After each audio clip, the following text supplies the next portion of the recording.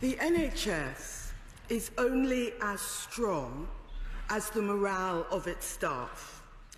And the rejection of this contract by the junior doctors sadly reveals that morale and trust in the government is at rock bottom.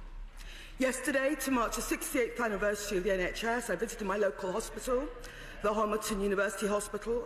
I met some of the wonderful nurses.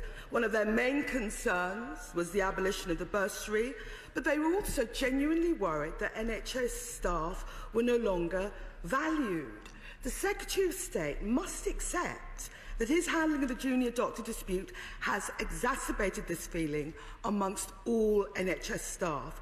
I've sat in this chamber and heard the Secretary of State say junior doctors haven't read the new contract, don't understand the new contract, or have been bamboozled by their leadership.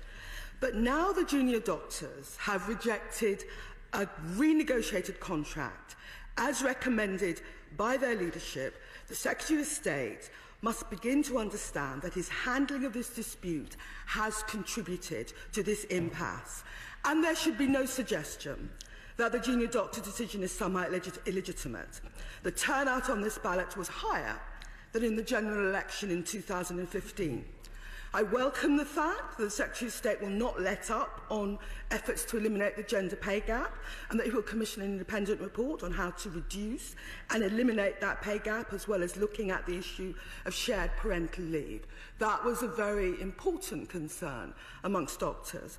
I also welcome the fact that the imposition of the contract will be phased.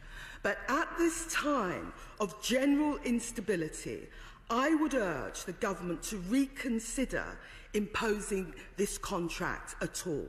It has not helped for the government to treat junior doctors like the enemy within. It has not helped their morale to imply at one time that the only barrier to a 7-day NHS is their reluctance to work weekends, when so many of them are already working unsocial hours, sacrificing family life in the process. I'm glad the Secretary of State acknowledges today that junior doctors are some of the hardest working staff in the NHS, working some of the longest and most unsocial hours, including many weekends. But the vote to reject the latest contract is a rejection of the government's past approach. The Secretary of State will know that BMA remain opposed to the imposition of any contract. They believe that imposing a contract that hasn't been agreed is inherently unfair and is an indictment of the Secretary of State's handling of the situation. The Junior Doctors Committee are meeting today to decide how they will take matters forward. On this side of the House, we look forward to hearing the outcome of that meeting and how we can best continue to support them. Public opinion is not on the government side.